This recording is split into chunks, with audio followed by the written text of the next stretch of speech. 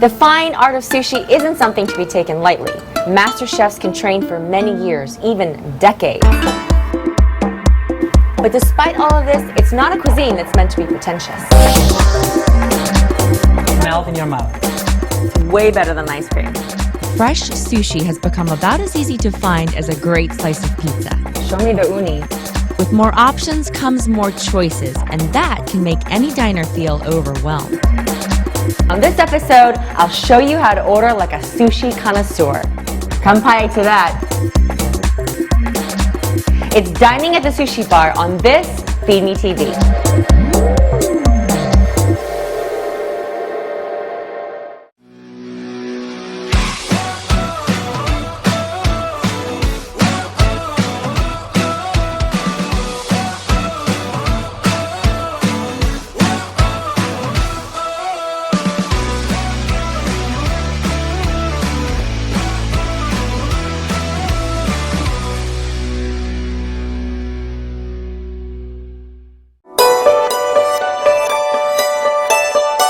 A well-appointed sushi bar is a thing of beauty, but it can also be intimidating.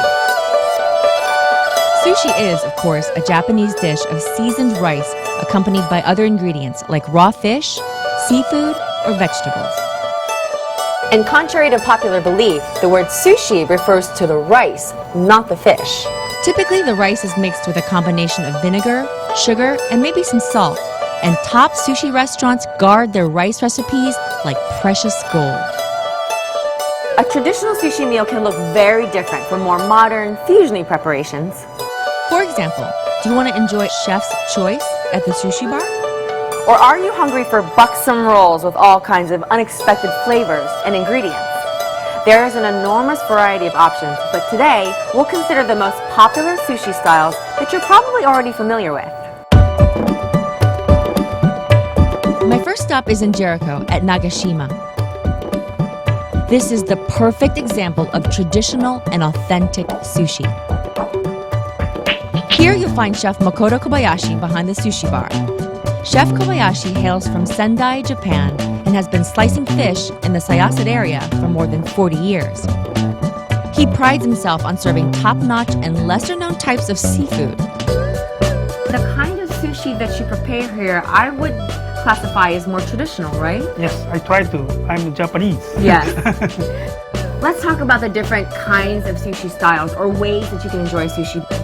Here is the Maki Roll, a very recognizable sushi style for sure. Now, Maki means to wrap, and these are wrapped in seaweed or other ingredients, then cut for easier eating. Think of the spicy tuna or the California roll. Your California roll is kani and the avocado. It's nice and simple. Chef Makoto rolled his maki in some orange tobiko, which are those tiny beads of flying fish roe. You'll often see it dyed in different colors and used as a garnish. Another wrapped sushi style is my favorite, the temaki, also known as the hand roll. Now this is made by wrapping the seaweed, the nori, around your fish and other ingredients into a cone. In my opinion, it's way better than ice cream. Now the nigiri. This is a hand-pressed mold of rice with sliced fish on top. And at a great restaurant, the sushi chef may even season each individual bite for you.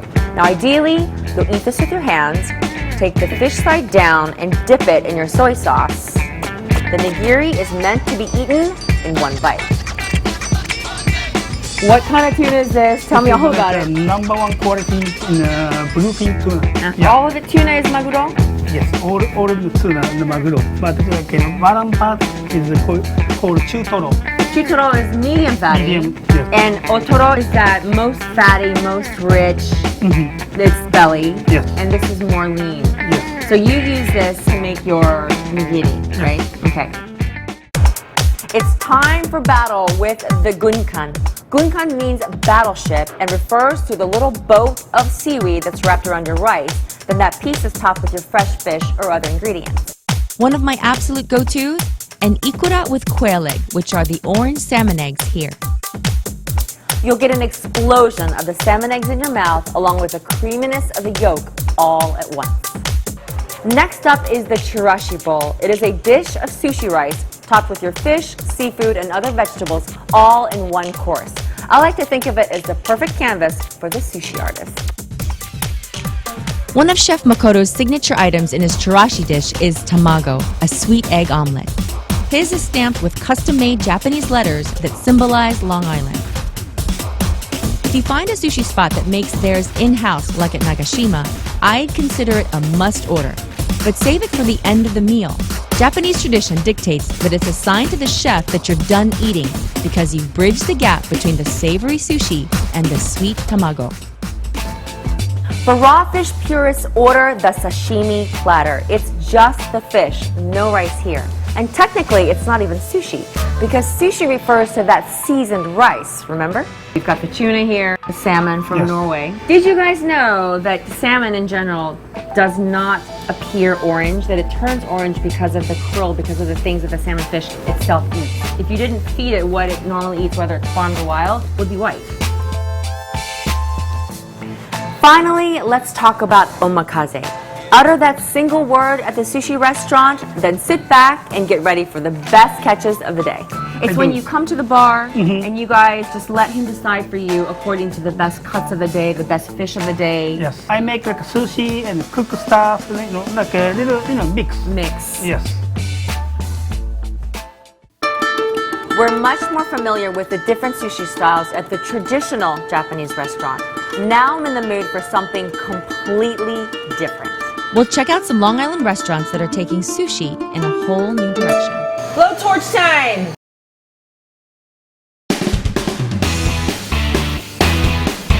For a totally different approach to sushi, I'm heading to Port Washington to Tiga.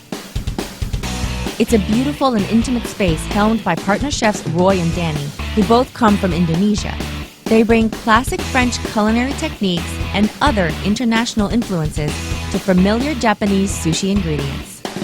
You have a lot of influences on your menu, but you've innovated it and created something very, very different. Right. We just make food with Japanese technique and incorporate with other influences, like Indonesian, Peruvian. So people can try a little bit of everything. Let's make some tuna tartare. Yeah. So I got bluefin tuna here. Okay. This is a balsamic soy. Smells fantastic. A little of yuzu juice, Japanese citrus. More potent than lime flavor. That's miso butter. Blowtorch time! We're gonna melt that down. And now we have olive oil crumble. Oh, it feels like Cheese? kind of chalky and cheesy, yeah. Right, it's melt in your mouth. This is golden raisin. Okay. Well, sweetness. This is a bit chewy. Gorgeous. A lot goes into this. A bluefin tuna with like a miso butter. Golden raisin, Yeah. micro arugula, edible flour, and a bit chewy. Let me try. Everything's in there. Oh yeah. Mmm. You gotta have the golden raisin because it adds a sweetness. Right. It's a complex flavor. It takes me a minute to take everything in, but I Right. absolutely love it. Now I got to see Chef Danny prepare a knockout scallop dish. That would be hotate. This chili scallop is a kaleidoscope of ingredients that aren't used in traditional sushi. We're talking basil seeds, Thai bird's eye chilies, lemongrass, and dried miso.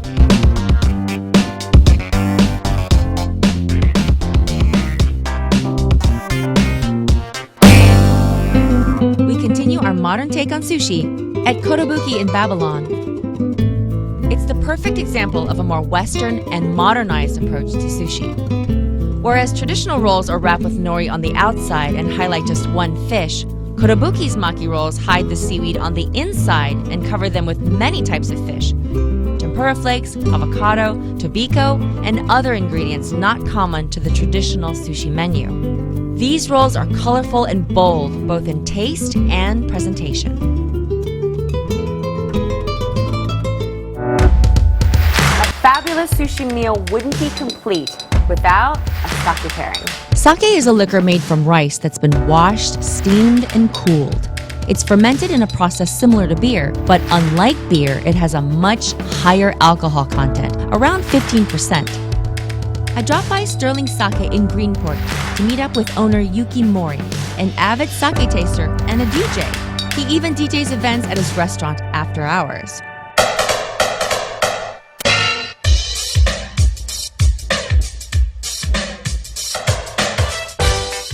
Is it difficult to become a sake expert?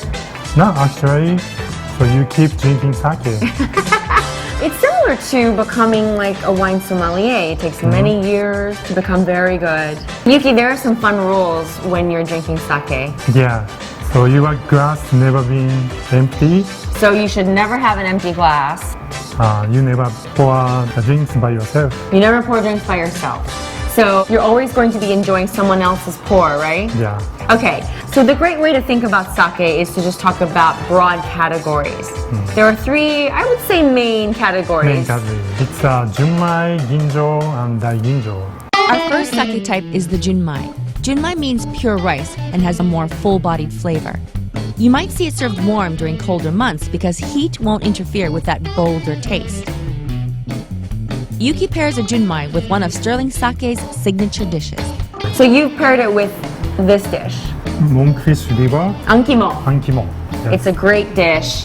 Junmai goes with the fishy dishes. Perhaps mackerel, Mackerel, tempura, and clam. shellfish. The Ginjo variety is a premium grade sake with a lighter, fruitier taste.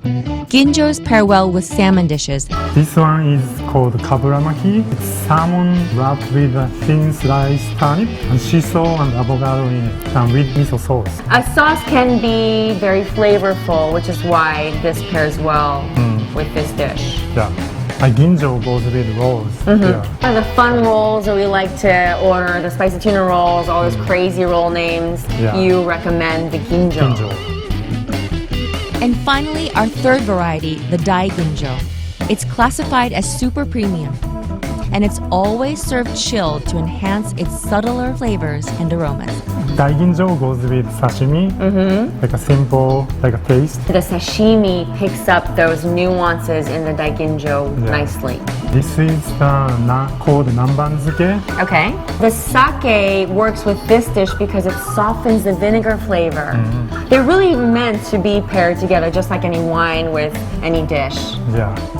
For a treat, Yuki set aside a special type of sake that he wanted me to try. This is called nigori sake.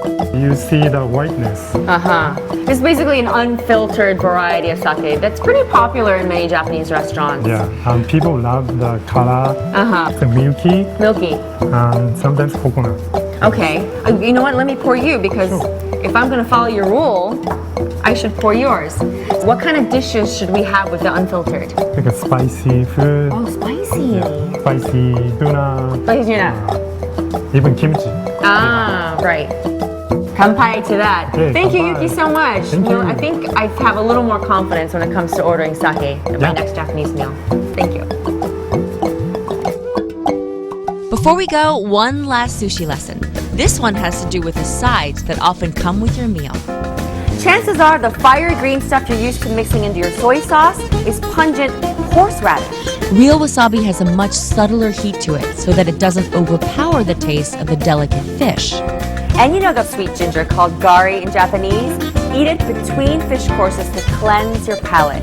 It will ready your taste buds for the next delectable bite.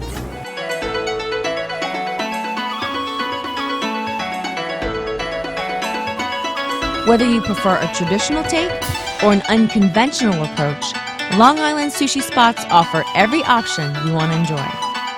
It's a cuisine that's constantly evolving.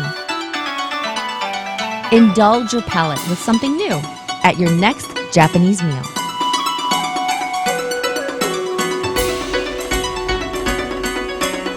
Eggs, beni, bagels and logs, bellinis and Bloody Marys, keep it all coming.